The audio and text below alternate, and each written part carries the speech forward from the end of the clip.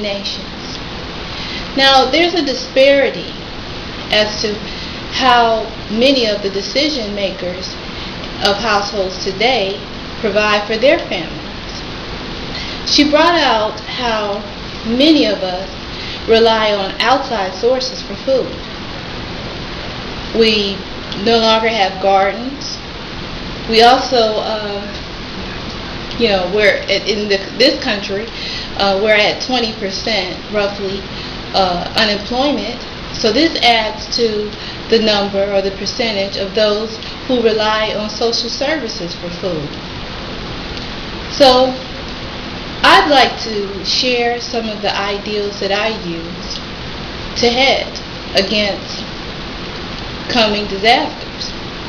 And regardless to where you live in the world, you're going to be subject to at least one or all of the following. One would be access to resources. Two would be natural or unnatural disasters. And thirdly, inflation. Soon to be hyperinflation. So I want to share with you some of the ideals that you might use. And I don't want to reinvent the wheel, so I provided many links to some of the products I have here in the information section. And also most of them are how-to videos. So I'm going to quickly go through some of the items I have here. I know you noticed when we had just a couple of years ago when there was a hike in gasoline, and as a result all commodities were increased due to transportation, so groceries went up. But when the gasoline went down in 2008, none of our grocery bills didn't retract. None of the commodities retract. I remember when you could buy green pepper for 10 or 15 cents. Now I've seen it at $1. And I'm guilty of this. If I buy 3 tomatoes, because I don't want to go back and forth to the store, and my husband and I, we're not big tomato eaters, but if I buy 3, one is going to go bad. So if I paid $3 for this, I might as well just take 30% of my money that I use for groceries every month, every week, or every month, and just ball it up and throw it in the trash. Because that's what I'm doing. I'm throwing away food. I'm throwing away money. And no one can afford to throw away money at this time. So I would suggest that you look into dehydration. And there's many benefits to dehydration. I use this Excalibur here. It's easy to use. There's 7 trays here. So you want to get a meat slicer, and it would cut down on time because you could just buy in bulk. And I suggest you couple with a couple of families or family members, pool your resources, and purchase a dehydrator like this and all of the tools you'll need. That way you also can ensure having some help, because they're not very expensive. But there's a lot of ways that you can save and also store up for the future. I actually go to the grocery supply and purchase. Like, I purchased a whole box. I had about 50 green peppers, and when I calculated it, I paid between 7 and 10%, 7 and 10 cents per green pepper. And you can go to the grocery supply. They will sell to individuals. Usually you have to pay cash. And there's a grocery supply in every city.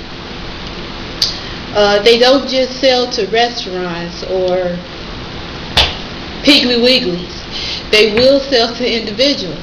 So if you buy a box of 50 green peppers, you can share that with 3 family members, and you can go in on it. And then one Saturday, all you'd have to do is slice them up and dehydrate them. Now, let me show you how this benefits you. For one, it's a space saver. These are green peppers. And you wouldn't believe it, but this is about 25 green peppers after it's been dehydrated.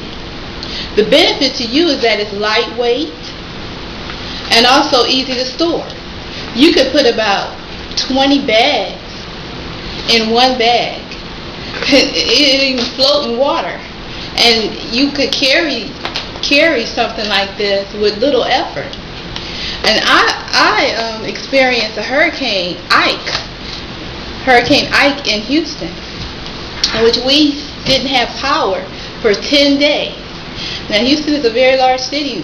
When I lived there, it was 4 million people, and some of the suburbs have 1 million plus. So you can imagine the chaos. You couldn't buy water. You could go to, if you were out of water, you could go to churches and get them. There were long lines. If you didn't have a car up to par, your cars ran hot because you had to stay in line with your cars. Fire departments deliver water to elderly and just anyone in the neighborhood. The fire departments we relied on. And that brings me to water. I use this, which it doesn't take any electricity. I also have the link for this Berkey system. It's lightweight. You can put it inside and one another. It fits inside. You could just carry it under one arm. So if you had to vacate, you could if there's a disaster where you have to vacate your home, then you can keep this near the door, of course, with your grab bag, and this is something that you can utilize on the go, because this treats the filters that they have in here treats treated water. You can use it for treated water or untreated water. You can use stagnant water, and in a lake, anywhere. When you put it in, it clears the dirty water, and the clean water is underneath. You can have little bottles of, I use pH balance so that I can raise the pH in my water now. I put a few drops in. And so water is essential. And with something like this, you can provide water for several families. And also during that hurricane, you wouldn't believe how many people didn't look after their elderly. And we found many apartment buildings didn't have backup generators for elevators. My husband and it took 2 other men to carry someone downstairs in their electric wheelchair, because this person couldn't walk. So they had to carry the person and those chairs. Those chairs are very heavy. And of course, when the power was out of it, it was out. And you would be surprised how many people were left behind. So, even for your family, you want to have a bicycle for every family member so that you could at least go see about other family members or elderly if they're not with you at the time of a catastrophe. Because sometimes you don't think, but these gas stations, their pumps are run by electricity. So gasoline wasn't readily available. You had the gas that was in your tank. Now, of course, you don't want to store gasoline, so a lot of people, they may have generators, but it takes gasoline to operate them. Well, another option is solar panels. And there's a company that it's just one solar panel along with a little generator that it generates to. One panel that will keep your refrigerator going, will keep a small fan going for 12 hours. You can regenerate it you could put it in the back of your car and angle it to the sun. And because it's only one panel and a small regenerator from the solar panel, it's free energy because it's from the sun. It's mobile. You can take it with you. So water is essential. Food is essential. You have, this is 25 tomatoes. Now I know you wonder, how do I use this? Well, I have a link and it's how-to videos. But this is 25 tomatoes that I can just hold in one hand. And it looks dark right now. But all you have to do is rehydrate it. Well, hydrate it. Because it's dehydrated now. You hydrate it by putting in water.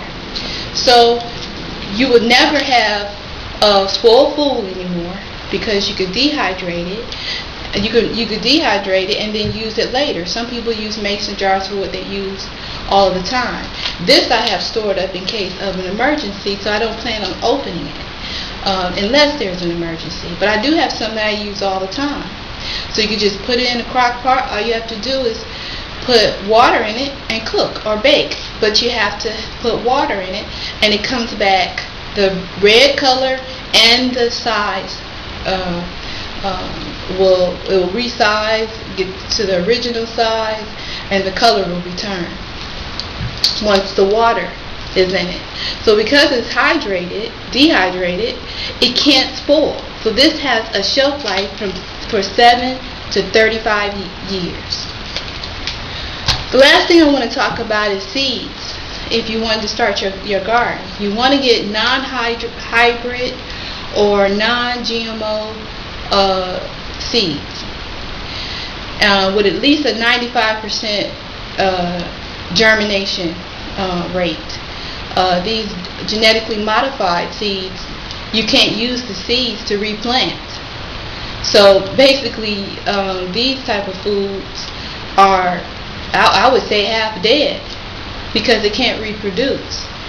And some people, they don't mind using genetically modified food. I have a problem with it. Or non-hybrid seeds. I can't trust my health to these self-appointed gods in laboratory coats. Some people don't mind that they splice the fish and mix it with tomatoes. They call it gumbo. It's insanity to me. I don't want my beef mixed with the tomato. And some of the foods we may not know, but we may already be ingesting genetically modified foods.